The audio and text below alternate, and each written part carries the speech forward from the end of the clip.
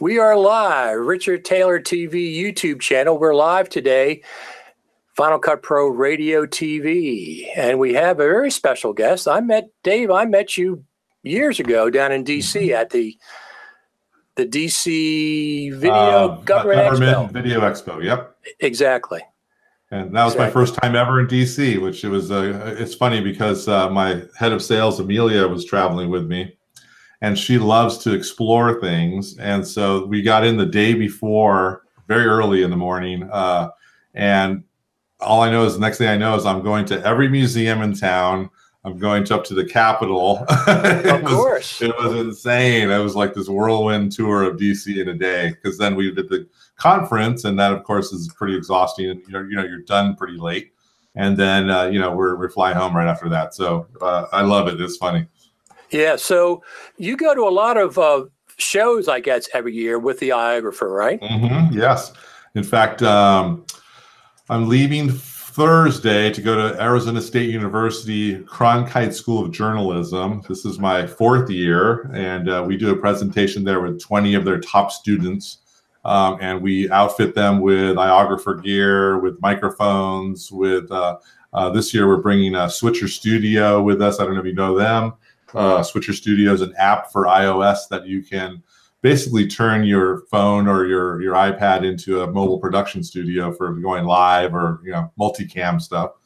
And then we're bringing a microphone company. Saramonic is going to join us, and they're giving away microphones to everybody. And it's just a great time. We show the students our wares. We send them out to go film. And then we come back and kind of see what everybody made. It's pretty fun. Well, fun is what it's all about, isn't it? Yes. Whenever I see you, you're always smiling.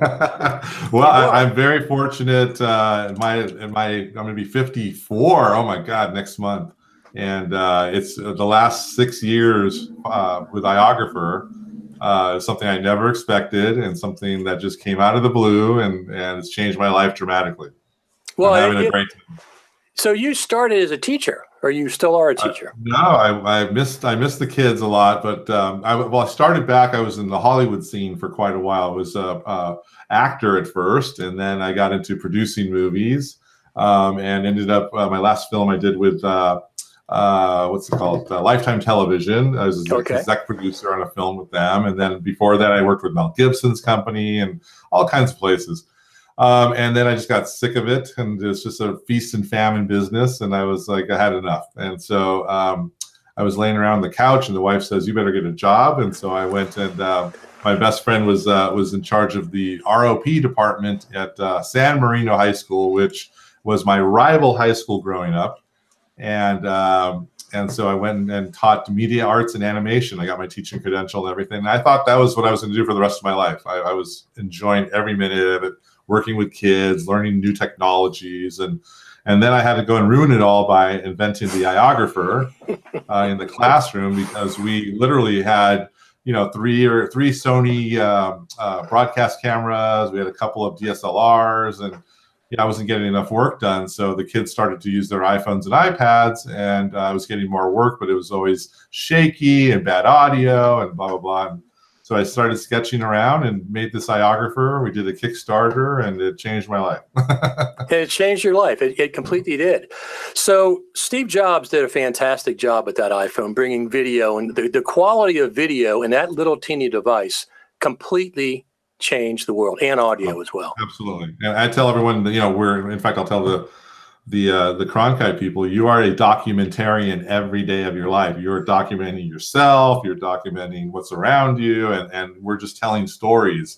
We just need to learn how to tell them a little better, and maybe have some better equipment so you can have better audio and things like that.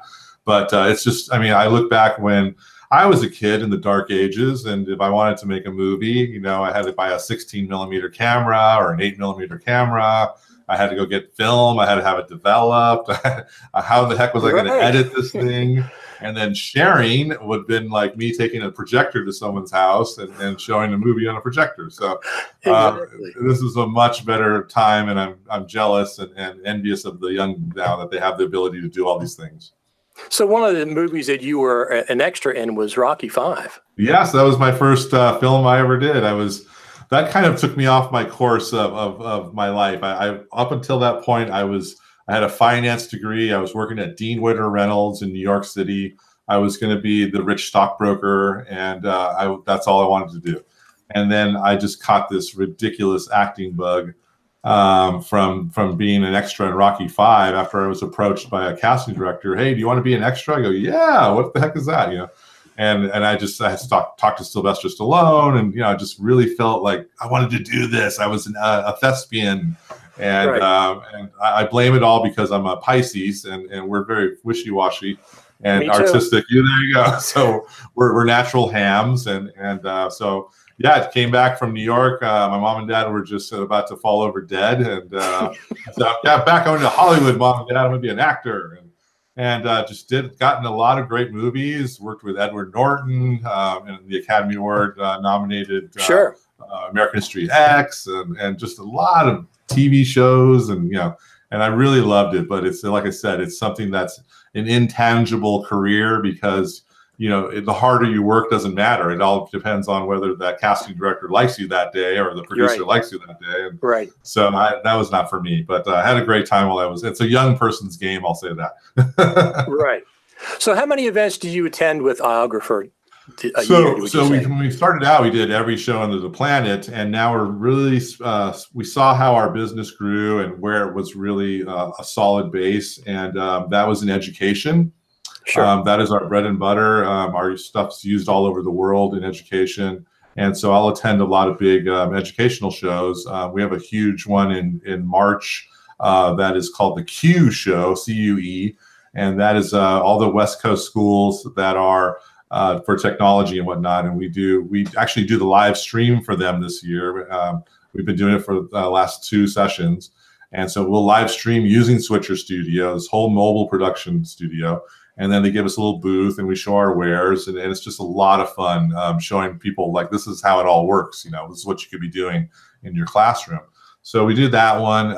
And then this is my second year this year at the NAB show, which we used to do. But now we do a separate show at NAB called the BEA show, which is Broadcast Educational Association, I want to say. Okay. And that's like the educational side of NAB. And we do it with Apple, so that's really fun. So Apple, it does hosts everything. We're their partner. They bring in one more person, like a microphone company, but we're like their main. And we go in there and do a dog and pony, and we go film with the people, and it's just a blast. So that's a 3-day event that we do at the NAB show with Apple.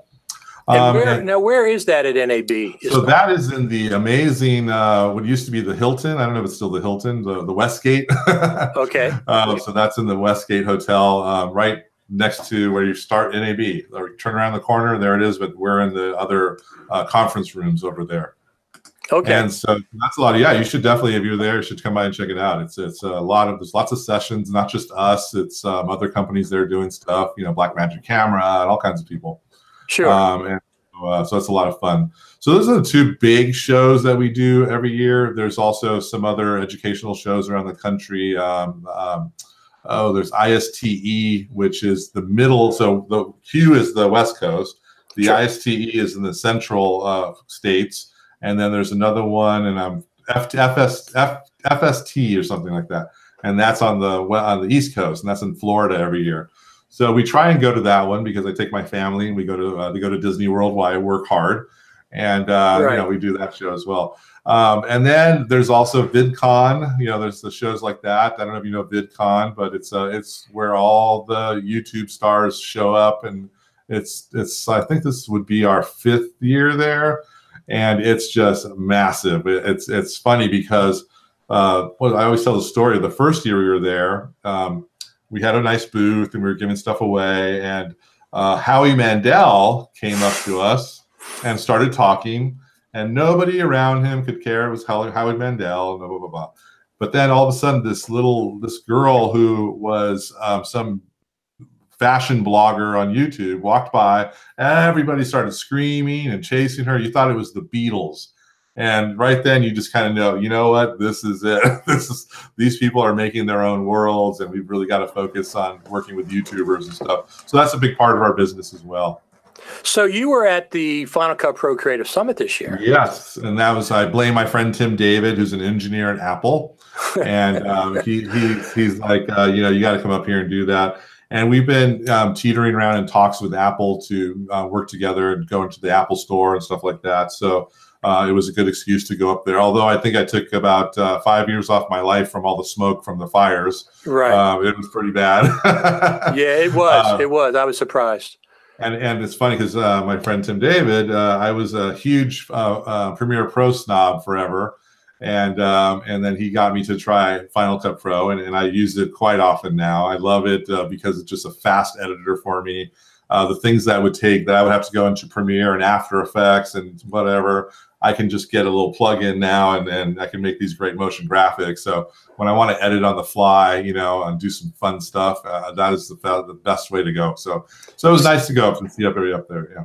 So that was one of the questions I was going to ask you. So besides your business, which I'm sure it takes up a lot of your time, so you do actually edit your own videos now, produce them? So that was the big thing. After acting, I took a few. In fact, this is what I was talking about, what video I'm going to make today. After I did my acting, I had a bunch of money in the bank, and this is the story of, you ever want to make a little bit of money, take a lot of money and go make a movie. So my wife and I decided, she was a big production designer. She's won awards for big shows like Dexter and all these things. Wow. And so we always had we're both dreamers, and we want to make our own movies and have stuff. And so I had some fun, some friends that were sales agents, and they said, Dave, if you make a horror movie, we can sell it for you. And I said, sounds great. So I bought this amazing camera called the DVX 100 Panasonic camera. At that time, it was cutting edge. I think it cost me like $3,000 or something. And it shot 24 frames per second in 1080. Wow, it was like life-changing, that a little camera like that. Right. And so I found a little script, and for $10,000, we went out and made this little horror movie, kind of like a 10 Little Indians, like Who Did It kind of thing. And we ended up selling it to Blockbuster, which paid a lot of money for it at that time compared to what we made it for. Sure. And it's funny because I was looking on Rotten Tomatoes. It still has like a 60% audience score, and it's got it's up on Amazon Prime right now. It's called Death Click, and it's hilarious. And so I'm going to do a video today talking about that whole experience and what I would be doing now. Oh my God. With all the tools I have now at my disposal, it would be insane. But that whole moment got me into, you know what, I want to learn how to edit my own videos. And I was blown away, coming from the film industry, that I could get a PC at that time and edit something on a PC instead of a big Avid room and stuff. So sure. I went in there and started cutting this up and learning Premiere Pro. And then my wife talked me into getting a Mac, and I got a Mac, and then I started to use Final Cut Pro 7. I love that program. And Shake, if you remember Shake. Oh, Shake yeah. was a great program. Sure.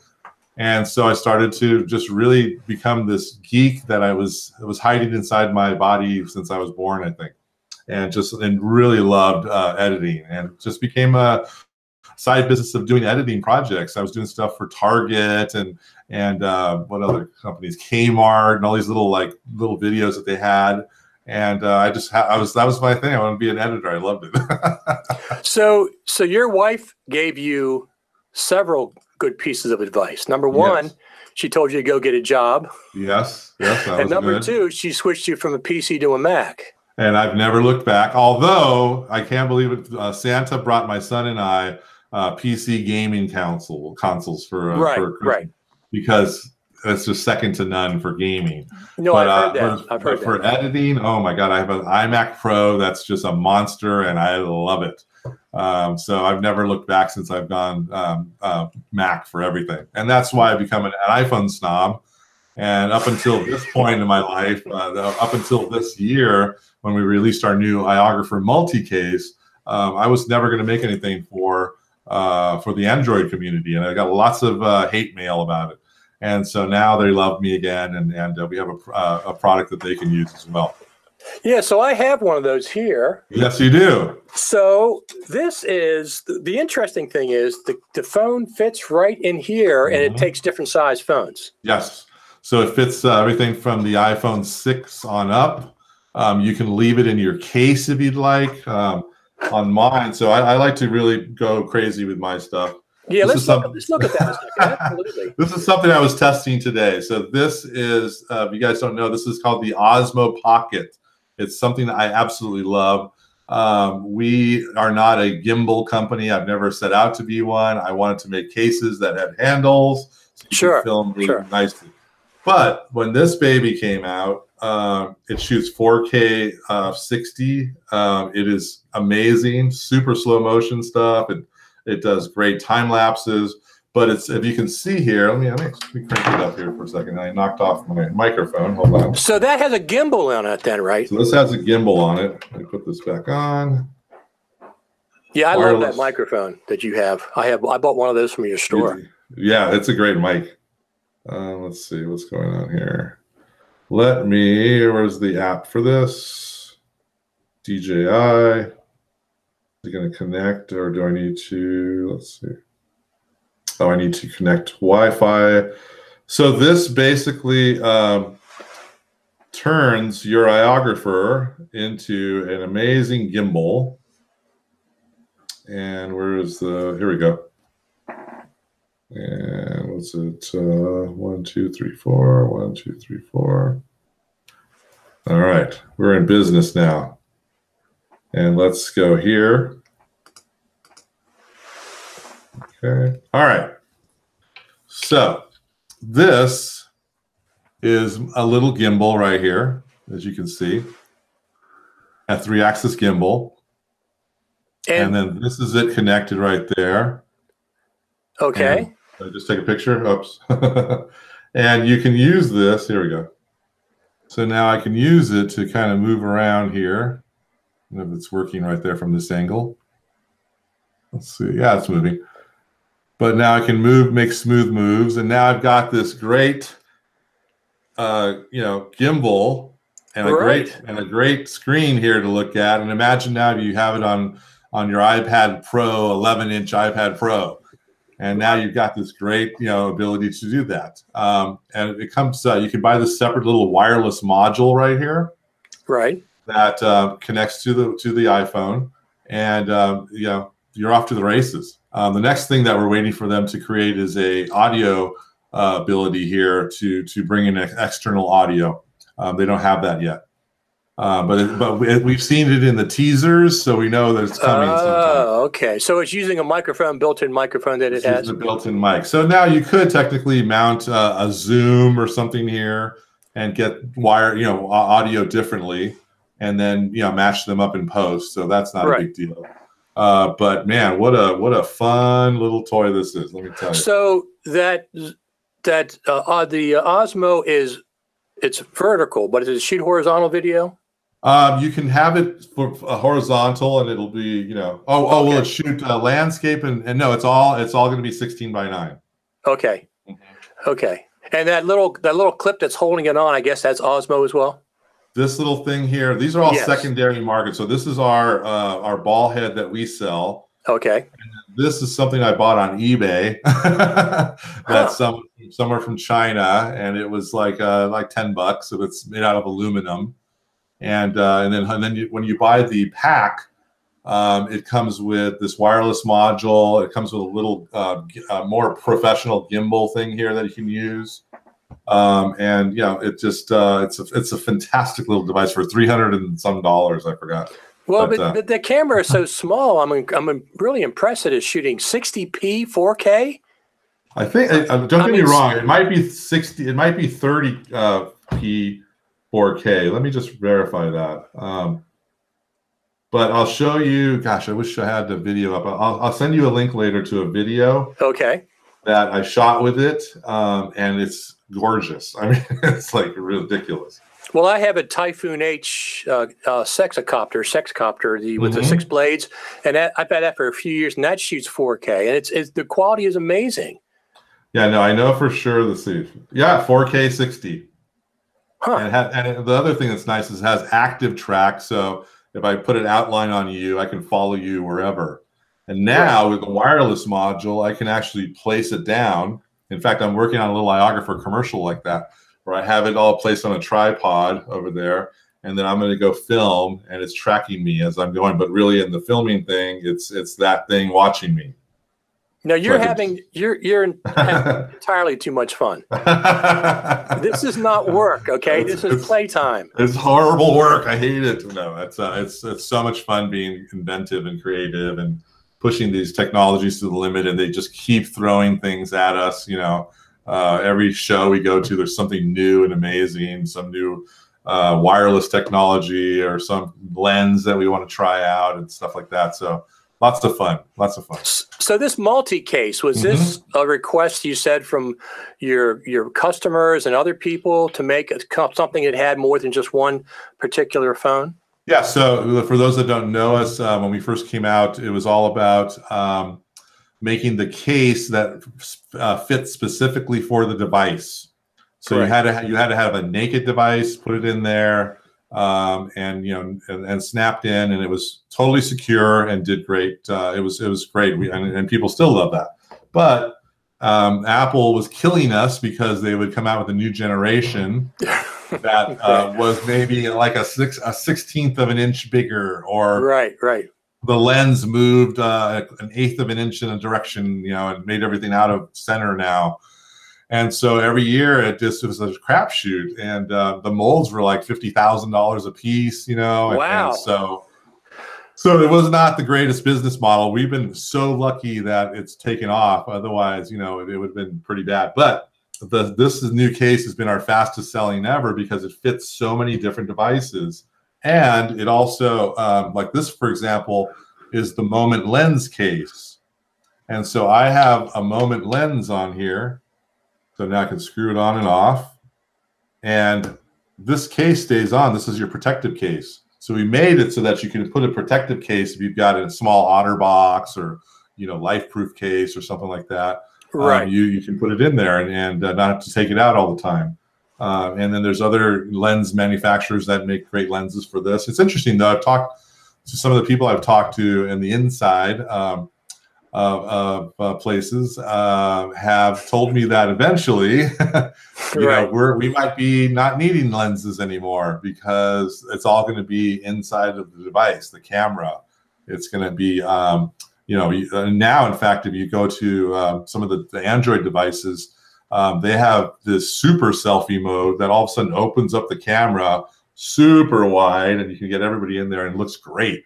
So I am a big believer in that as well. I think that, we're going to say, I need 10 times telephoto, blah, blah, blah, blah, blah. Here's the app, and it's going to get you in there. So lots of fun stuff every day. Well, I was surprised when the iPhone came out with the lens that actually protruded from the body a couple years ago. Right. I mean, Steve Jobs is rolling over in his grave for that. Well, no, Jonathan Ives. He probably has nightmares about that to this day. I'm sure he does too. Yes.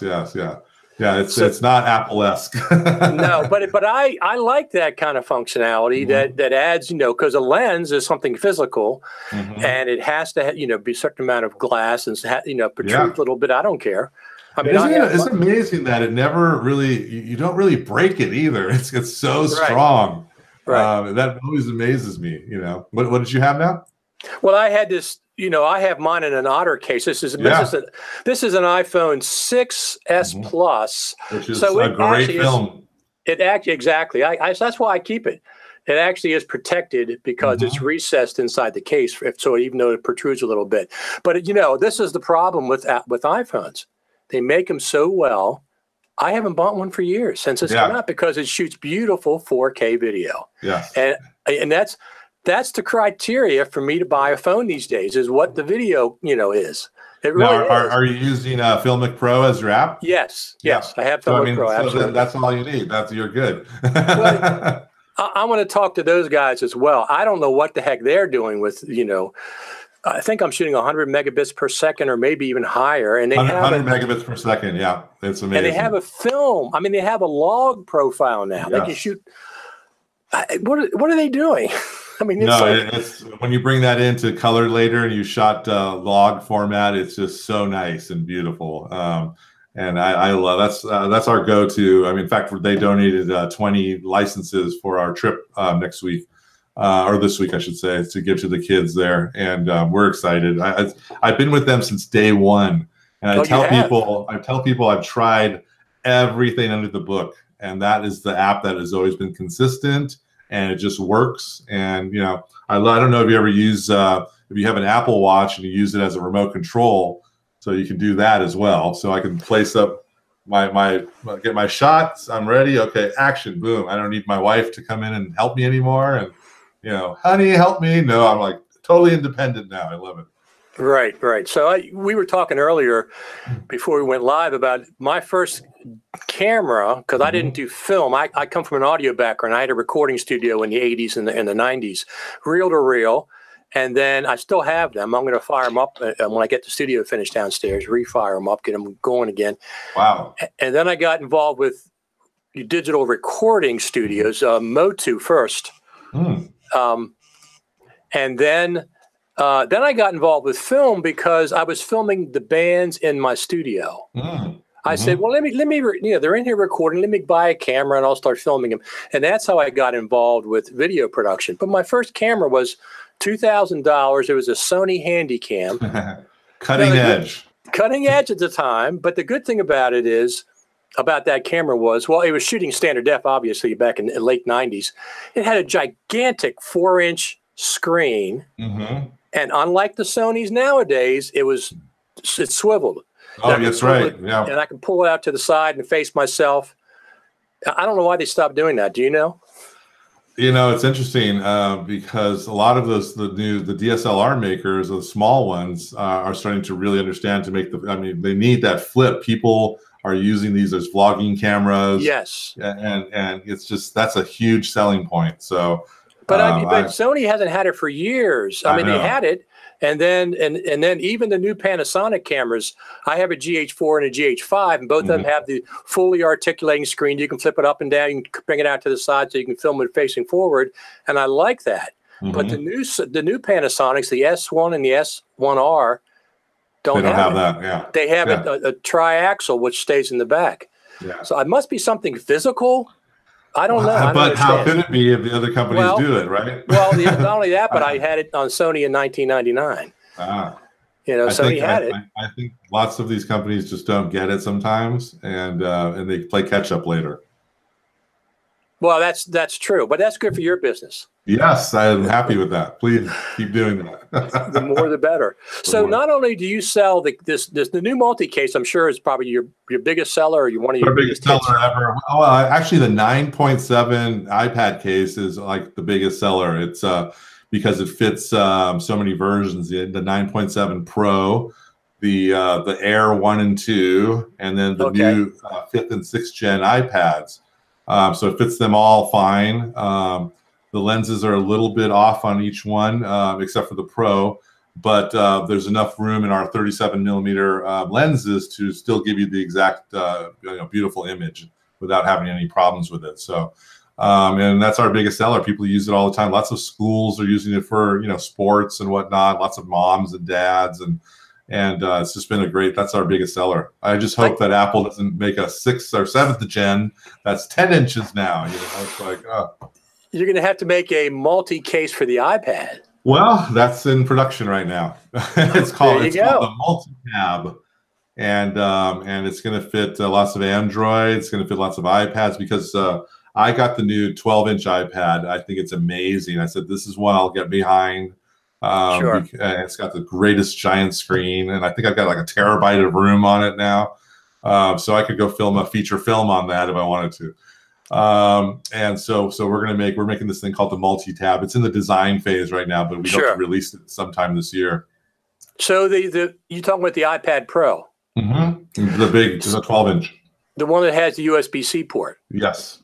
So at some point, don't you think that Apple's going to make it so the USB-C port is going to support external storage?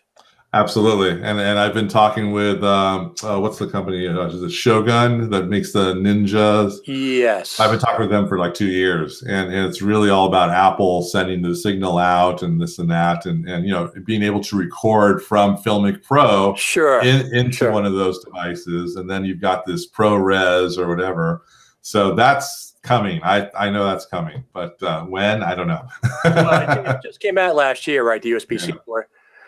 Yeah, so that's going to be interesting when that opens up. You'll be able to record, but I can't imagine. I'm recording with the GH5 mostly. I have a HDMI monitor on my setup, so I have a nice. I don't know, it's maybe a 7-inch screen, but I can't. Just recording with an iPad. That's screen size is just amazing. And I don't know, have you seen the 12-inch Pro? I mean, it looks no, I so. haven't. I haven't had it in my hands. Woo, that screen is gorgeous. and for people like me that are old with glasses, I need that. Sure. Oh, absolutely. But I mean, holding something, you're holding the screen and that's the actual camera. Yeah. Is amazing. So your multi-case, you have the two handles on it. Pull that up again so we can see that.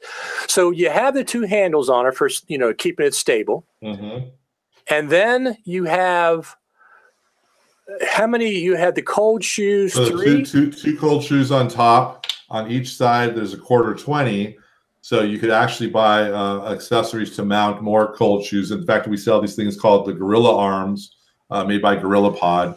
Okay. You screw these in there to give you 2 more. If you want to put 3 lights going on, or you name it. There's lots of things you can do. And if you want to shoot vertically, you can do that. It'll fit on any tripod. So tons of options. Fits lots of the Android devices people will love, like the Pixel and the Samsung Galaxy S10 or S9, I should say. So yeah. Show us how that lens works on that case. Is that actually mounted to the case or the phone? So this is the Moment. I don't see my lens here, but this is the Moment lens, and people can look at shopmoment.com. They're another company. They make a case, a protective case that has their lenses ability to pop on here. Oh, I see. And what I love about it is, this is what I was just shooting with. Let me put it on. So this is their wide angle lens. And then I've got an ND filter, a graduated one, so I can slide it. Wow. And it is just beautiful images with this. And you can put that on top of it as well. So they sell the case and the lenses for So they sell the case and the lenses at Shop Moment. It's also on Amazon. I've been trying to work with them for years, so hopefully we're getting closer now. I never started to come out as a lens maker. I was a case maker. Sure. And then we made our own lenses because of necessity. But when people do things that are amazing, like Moment, I want to do business with them as well. So absolutely. They're good stuff. So Mike Swaim in this. Mike Swaim, yes, he's a big iOgrapher user. He says, hello, Dave, just got here. So he's shout out to Mike for coming in watching. So you sell devices that you sell on your store are quality devices that add to the iOgrapher case and filming mobile. So you have microphones, you have their mounts, you have the cables, you have some lenses, I know. We have a wide angle and a 2x telephoto lens, and then we also sell the Moondog anamorphic lens. If you're a filmmaker and you want to get that super wide anamorphic look, that's been used in several movies, and it's a really awesome lens. So that's interesting. So my GH5, I have an anamorphic mode that will, but it's more of a square image though. So these anamorphic lenses just stretch the 16:9 image out. Yeah, you need to use something like Filmic Pro that has a mode in there that lets you use the anamorphic lens, and all of a sudden you've got this incredible widescreen, shot. Absolutely. And it's funny because I came across a time when I had to really explain to parents and coaches who were looking for a wide lens. I'm like, this is not the lens you want. Well, no, it's really wide. I understand, but it's an anamorphic that's for movies. Right. No, absolutely. So how do you feel about the future of video as a storytelling device for education? I mean, you're in the schools, do you go to colleges as well? Yeah. In fact, I think I said we were going to ASU, Arizona State, on Friday. Okay. USC Annenberg uses stuff that we have. Video Harvard. Right. Yeah. So lots of these schools are using our stuff. Video production. A little frozen up a little bit. Are you hearing me okay? Yeah, I can hear you now. Okay. Yeah, for that's the video internet. production, there are a lot of schools that use it for video production. Lots of schools around the country. Lots of these schools don't have a budget to buy a red camera or to buy Sure. whatever. And I'm a big proponent of if get these in people's hands. They're intuitive. They're carrying around phones in their pockets. They know their apps. It lets them kind of play and be creative. And then when you want to take 10 steps up and you want to, you're making the next Lord of the Rings, absolutely go get a Red Epic and tons of Panavision lenses and, your $100 million budget. But until then, practice and make movies and make fun stuff. And, these people are making boatloads of money going on YouTube, showing their, vlogging about their lives and all that stuff. And, it's a real business. And I try and get my 11-year-old all the time. Come on, you got to find out an idea. What is it about? Sure. What are you going to do? Well, at the Creative Summit this year, we had iJustine. Yeah, that was fun. We sent her some products and stuff. And, she was the first person that really hit it big with her iJustine show. And then, now she's I loved wonderful person. When she was being interviewed by Jeff Greenberg, one of the questions he asked her was, well, are you always satisfied with your videos on YouTube? And she goes, no, not all of them. And he goes, well, what kind of numbers are we talking about of a video that you're not satisfied? And she goes, a few 100,000 views, because most of them get 1 million and 1.5 million views. Yeah, isn't that amazing? Yeah. I mean, studios would kill for numbers like that. A lot of them, TV studios, if they get those kind of numbers when they were broadcast on YouTube and stuff. But she also is a Final Cut Pro editor. She uses that was amazing. I honestly didn't know that about her. I had a chance to talk to her. I didn't know she edited all her own stuff. I mean, that's really cool. That's super cool. It is cool. That's why she was at the Final Cut Pro Creative Summit. People were saying, what's she doing? What's she going to be there for? And then because she's a Final Cut Pro editor, that's why. And her sister does it as well. Yes. Yeah, so that's fun. Yeah, no, it's a wonderful time here. You can build an audience, do something interesting, capture people's attention. And, it's so many options. I love it. I mean, if I was a young person right now, I would want to go make some kind of a show that, what's wrong with doing some kind of a show that's got episodic every week, but it's like a narrative show, right? Sure. And then at the end of 9 episodes, and you've got tons of views, maybe you sell the 10th one. The 10th one's available for download. It includes behind the scenes as well. Sure. I mean, there's huge business models here for this. So yeah, it's such a good time. Soderbergh is making films with the iPhone now, right? And he uses Filmic Pro. He does. He uses Filmic Pro, and he's. I don't know if you've seen Unsane. That's the one I just saw. Yes. Amazing. I mean, you cannot tell me that you think it was shot on a phone. I mean, it looked fantastic. When I watch a film, I don't worry about the technical aspects of what kind of camera was used.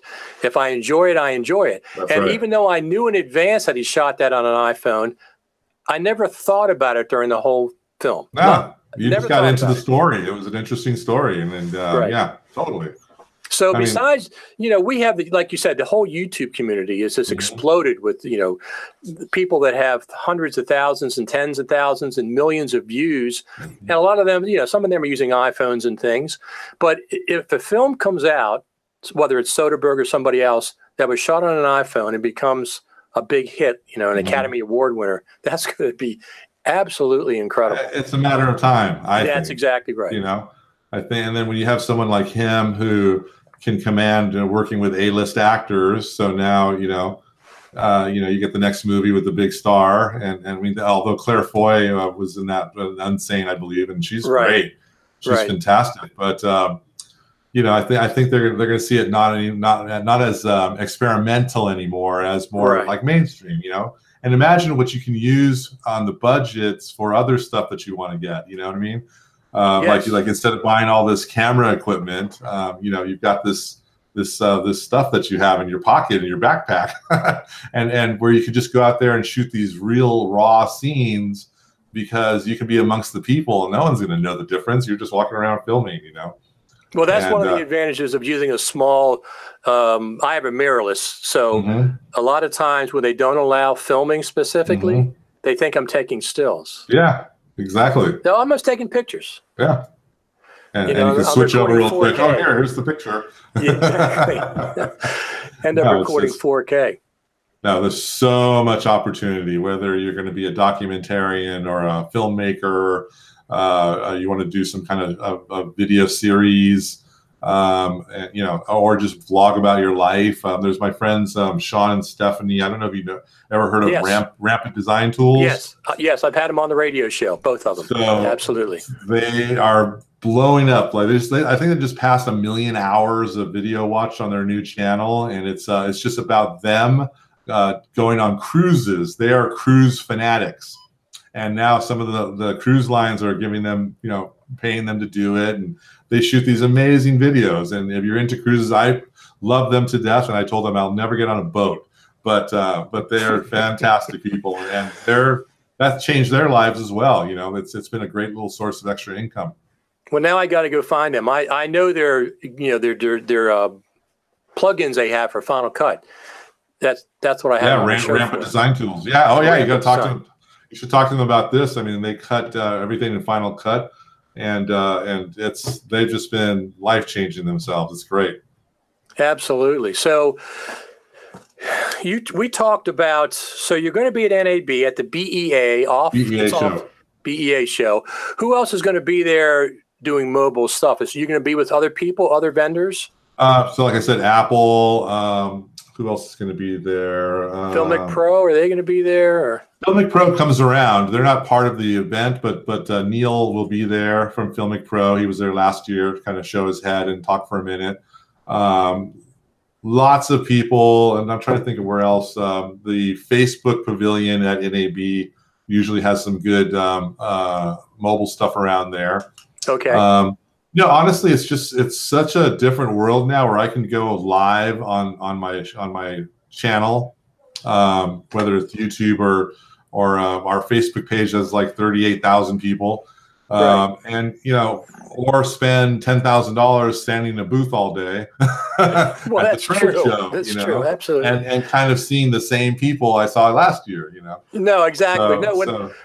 When I go to these events, I'm, you know, even like at the Creative Summit, I'm interested in behind the scenes types of stuff. Yeah, yeah. You know, same with NAB. Yeah, you can interview the same people that you do, but I like behind the scenes kind of things and finding some of the stuff that people wouldn't necessarily see.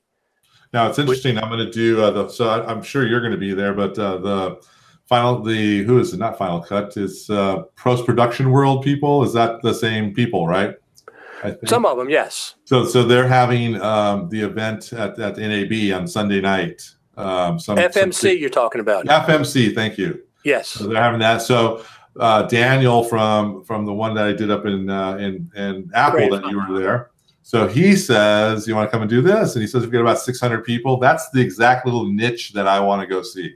So we got a table for that this year, and we're going to give out some freebies and go talk to people. And I'll probably be wiped out by then, but it's going to be a lot of fun. I didn't realize it was that big. Well, maybe it's not, but that's what he told me. I'm sure he's accurate. I guess at NAB you have the room. I think at the Creative Summit we had I think maybe 150 to 200 people, something like that. But it's a whole different setup than NAB. Yeah. I like both of them for different reasons.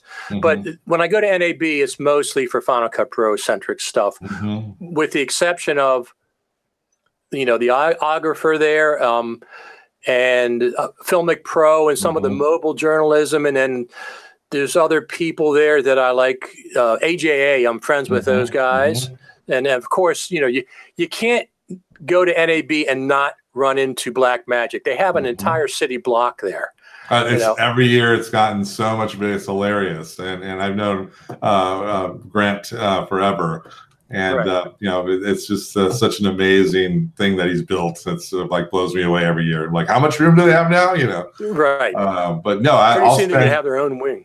Oh, yeah. So Monday is my day to go. And I'm looking for new products that I want to sell. Maybe there's a new lighting company Maybe there's any kind of accessories that I can put around my products. Sure. I'm out there looking for them. So absolutely. So NAB's that's a kind of a Disneyland for me. I love watching all the stuff. Right. So you just wander around the show floor on Monday during the day?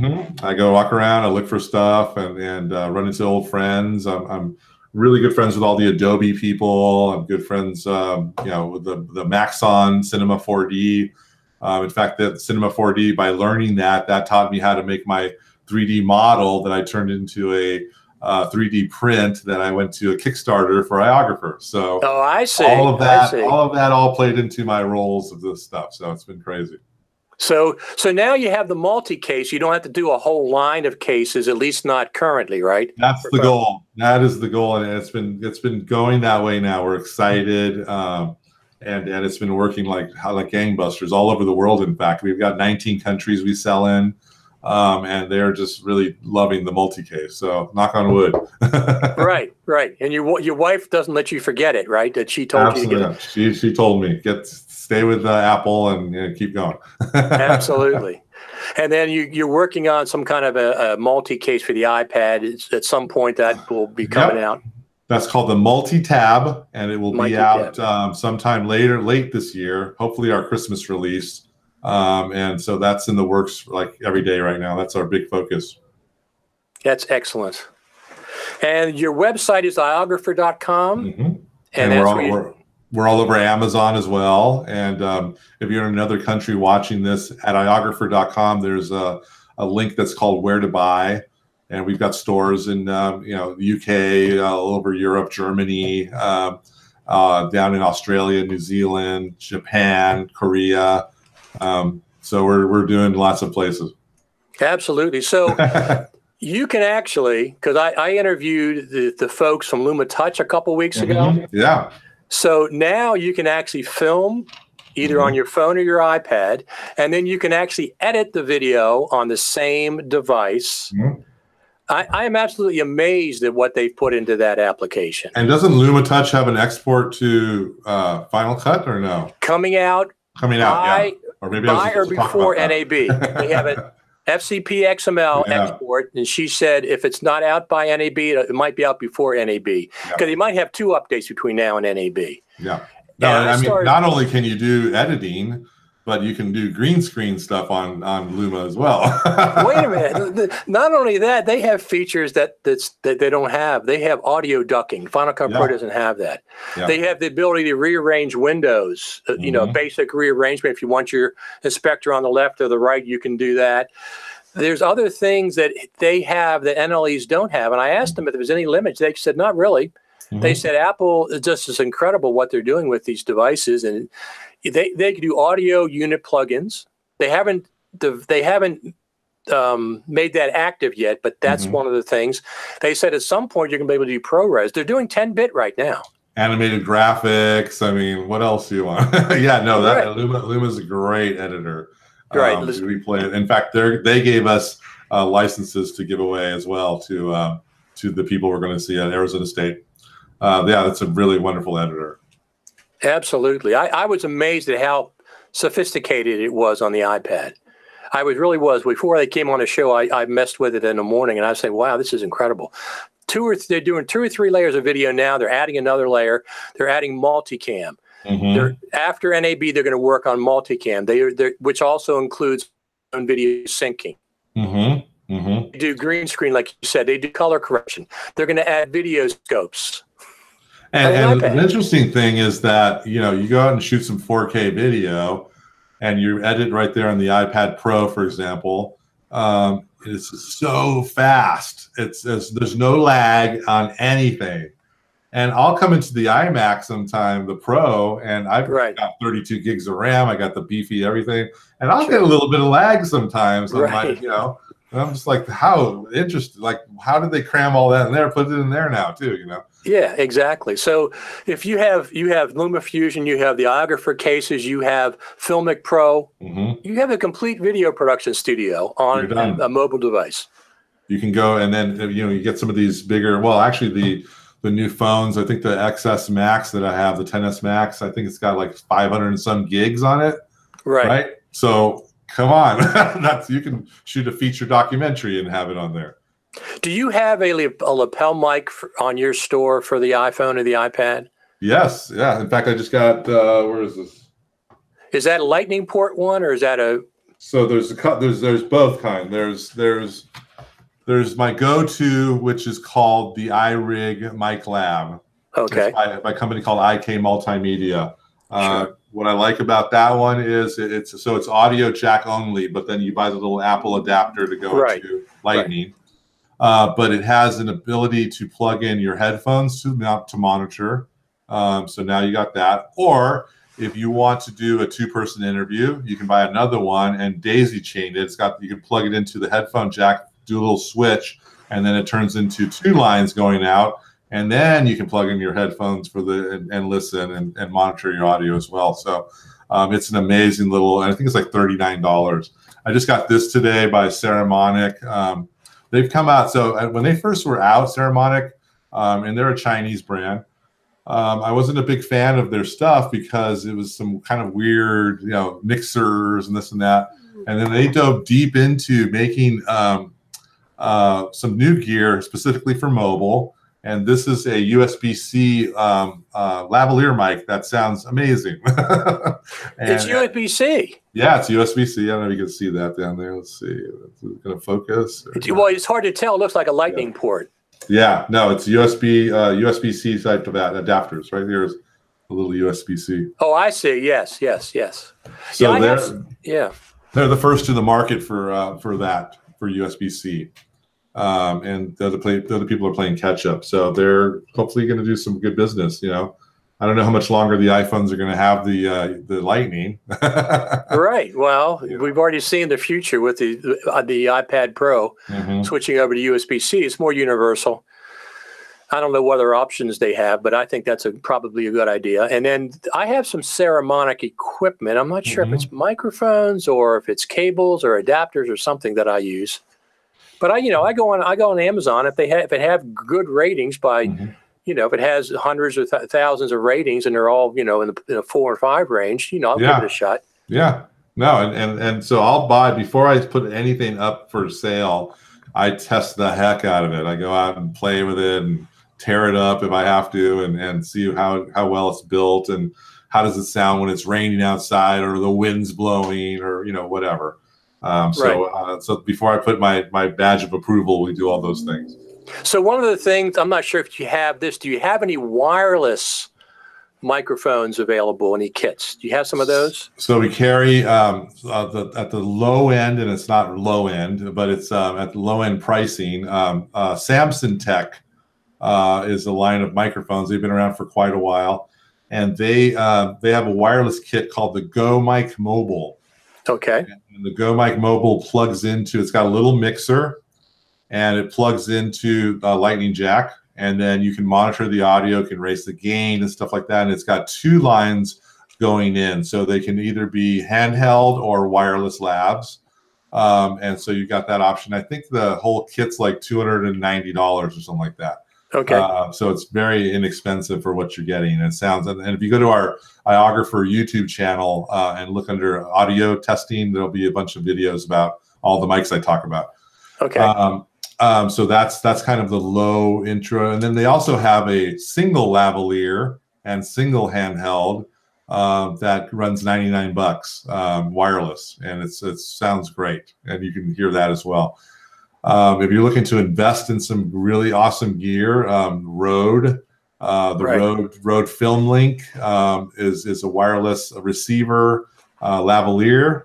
They also carry a microphone called the TXM2 that if you watch my YouTube channel, once again, I'm out in the football field and I go like 50 yards and it sounds like I'm standing right next to you talking, and that's expensive though. You're going to run about $600-700 for the whole kit. Right. But I mean, that's the beauty of this is that's where you spend your money. You don't spend your money on my case. It's cheap. It's, between $59 and $79. Any tripod will work. You can go to Amazon or our site. Sure. $30 for a tripod if you want. Absolutely. And then, but spend the money on the microphone. That's where you're going to get the biggest bang for the buck. So do those Are they just like cold shoe mounts? Yeah, everything runs cold shoe and fits on top of all of our devices. You might need several, not several. You might need separate adapters because going from some microphones were built to go, unless they were specifically built for mobile. Right. The microphones out there are usually TRS to TRS, and that's to go into DSLRs and things like that. So to go into to mobile, you need TRRS, and I cannot explain the differences of the two other than there's one more R. And, right, it's a ring. It's an extra ring because they have. Ring. Yeah, but the reason is because they have and the microphone, and one of those rings or a microphone, one's a headphone. So one of the things that I liked about when I first bought that Rode mic from your store is it had both cables. Yes. It had the TRRS cable and the TRRS cable. It had both of them. So that's been that's something that people need to know. It's funny because I'll get lots of people. My mic doesn't work. I got this great mic. It doesn't work. I go, do you have it plugged in correctly? And sometimes they'll have the wrong ends. And so I had to make whole separate videos just to teach that. and now it's all lightning ports. I'm not even sure how that works. So several people have jumped in. Well, it's funny because there's a lot of lightning now, but then you're seeing the USB-C, right? Now it's like, and you can't really find nothing by Apple yet, USB-C adapter from audio.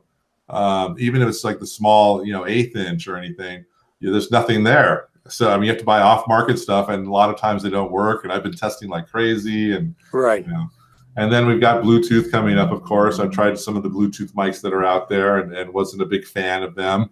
Although I will say, I think Sennheiser's mic, I can't think of the name, Mic Me or something like that. Right. Sennheiser makes one that's really, it's ugly as heck. It's a little square white box, and you just clip it on you.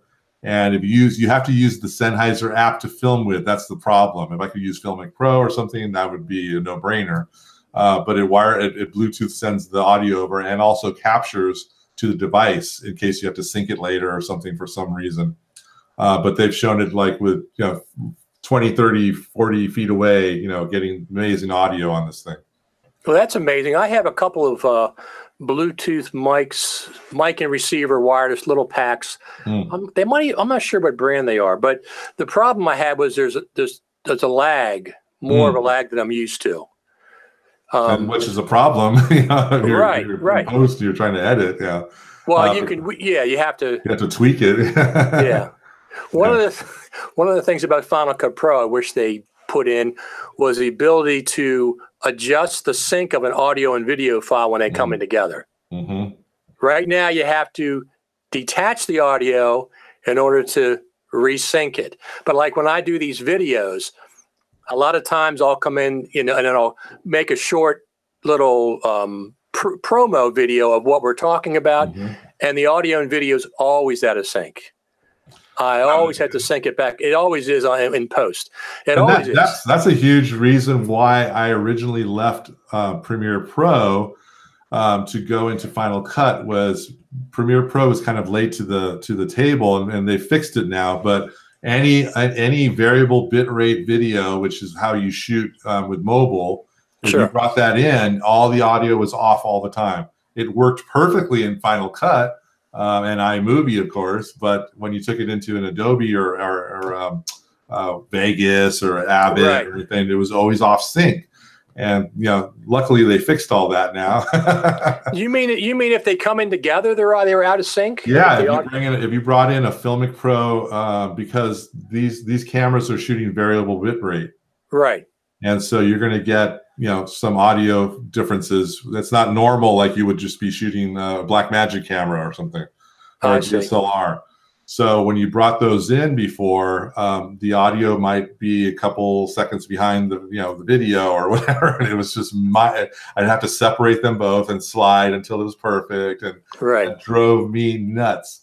But from day one, it worked in Final Cut, so it was like, okay, I get it. The powers in the heavens are saying, use Final Cut now, Dave. Exactly. Well, if you remember in Final Cut 7, you could slip the audio and video out of sync, and they would give you little flags. Right. Flags to tell you how many frames they were out of sync. I wish 10 would do that. Yeah, no, I know. That's funny. Because these videos will come in and they'll be out of sync, but they'll be locked together. And I got to detach the audio and then do it by hand. I think that one of the things that's lagging, though, when we're talking going back to like Luma and things like that, is powerful audio editors in mobile. There's nothing really. I mean, you can't do everything in these apps yet. No. To send it out to the big screen or to Sure, whatever. There needs to be a Logic or an Adobe Audition or something that's there for that. I'm going to send this into here now, and right. But the big step would be going from Final Cut into Final Cut and then doing your post-edit audio work from there. No, I use Logic for my post audio. Yeah. Almost anything, if it's just a couple of clips, no. But anything more complex, or I need more sophistication, or I need a scrolling timeline. I don't have that in 10, but I have it in Logic. So when I'm working on a 2-hour clip, I don't got to keep manually doing this, as I'm going. It just stays, centered. And LumaFusion has that. All the iPad apps have that. So there's reasons I go to Logic Pro for most of my audio. It's my background, and I like it better. But exactly what you're saying, you're right. They don't have anything. I have a couple. There you go. That's your big idea. You got to go make an app now. No, I'm not an app developer, but I am having fun with this stuff the same as you are. Absolutely. Yeah. So hopefully I'll be at NAB. I haven't heard 100% yet, but I should be.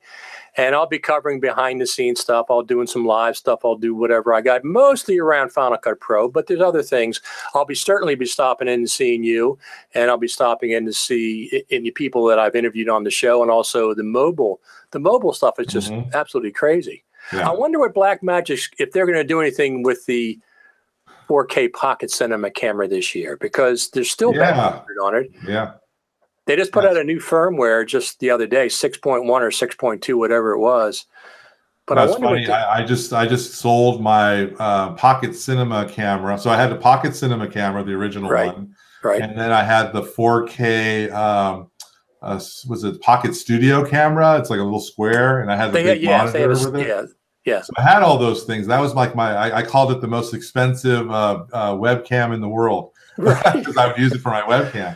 Right. Sold all of that because I wanted to get the new 4K Pocket Cam, but it's been sold out everywhere. So that's the problem. So I wonder if they're going to do anything with it at NAB, an update or whatever. I mean, because that's so. I'm sure there's something up there. They always come up with something crazy, like whoa, you know. So yeah, I think that's on its way. We'll see. The first year they had a camera, everybody was shocked. I was. Like what, they're getting into cameras? That's dumb. Cameras? Not so dumb. Not so dumb for them. Yeah. Absolutely. All right. Anything else we want to talk about? So your YouTube channel. Yeah, YouTube channel. I'd love you guys to come and subscribe to it. It's our big focus this year. I want to be grow my YouTube channel. We're up at like 12,000, almost 13,000 people now. Right. We're doing giveaways. I just did a giveaway for a microphone. We did a shootout between the Rode Video Micro and the Saramonic V-Mic Mini, and if you posted in there, you got the chance to win either microphone that you like. And so we're doing stuff like that all the time, giving stuff away, and we'd just like to entice you to come and visit that channel. And just search for iOgrapher. YouTube.com/iOgrapher. Okay. And on Facebook, I presume the same. Everything is iOgrapher. That was one thing I learned from the students at school. Were get your name on everything. So I said, okay. So I have everything I could find: Snapchat, Instagram, you name it. So they call you, if you teach again, they're going to call you Mr. iOgrapher. They're not going to call you by your last name. That's okay. I can deal with that. Absolutely. Well, thanks a lot, Dave. Hopefully I'll see you at NAB. I'll certainly find you if I get there. Come by. I'll give you my number later, and you can text me, and I'll tell you where I'm at. Okay. And anything else you want to say before we sign off? No, I think it's great. Your show's great, what you're doing, and thanks for having me on. And we should give one away. If anyone wants to win one, we'll give you one to give away. Okay. Well, that'd be great. Yeah, that'd be great. Well, somebody will have to. What'll be the criteria for winning? See, that's the problem there. When I do giveaways, I make the host figure out that, because then I don't look bad and you do. So Mike Swain says, thank you, Richard and Dave. Great show. He doesn't need anything. He has everything. He already has everything. If you post this up for later, let people know, or maybe at the beginning of the show, I would say, hey, we're going to give away a free iOgrapher multi-case. Stay tuned later in the show to see it, blah, blah, blah, blah.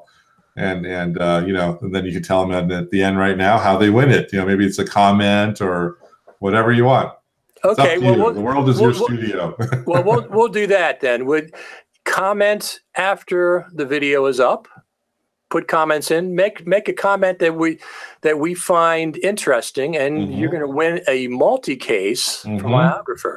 Which, like I said, I have one. It's excellent. It has so many great features to it. Oh, there we go. That's your view, but my view, so I can put my phone on in the case, which I really, really like. That's a great feature. And then it has the quarter 20 threads on the sides and the bottom. And it has this two cold shoes on top for lights and a microphone, or a lot of times I use a wireless transmitter. Right. I use a Sony. I use mine from there you go. I use mine from my old DSLR, from my DSLR setup. I use that, but it's expensive. Yeah, it's expensive, but it's crystal clear. I have a Sennheiser microphone, a medium shotgun, and then I have it's a Sony wireless transmitter pack that does both. I can go into a standard microphone with the body pack, or I can do a lapel, or I can plug into a mixing board or whatever. So I can do that wirelessly, but it's not. Nowadays you can do something cheaper. That's and get good audio. Yeah, no, it's funny. I have the old Sennheiser, the XLR, a wireless kit. I think it's called the ENG wireless. I don't know, but it's got the handheld and the little cube that you plug in there, and it just sits in a box. I haven't pulled it out in years. Well, that's the thing. Well, I do. When I go outside, I've done some snow videos recently because we had a lot of snow around here, and it's just beautiful. I do slow mo and stuff, and like if I'm outside, I go, okay, I'm going to run inside, get my GH5, set it up on a tripod. I said, no, I'm going to pull my phone out. I'm right here, right now. Right there, yeah. And I got to decide, but I love the GH5. It's a fantastic camera, but most of the time, I just choose my iPhone 6s Plus. That's one of the problems with Apple is I haven't bought a new phone because this one still works and I got 4K video on it. Exactly. I will at some point, but not yet. Not yet. Well, good talking to you, Richard. I appreciate you letting me on the show. Absolutely, Dave. We'll be in touch. Thank you very much. Goodbye, everybody. Goodbye.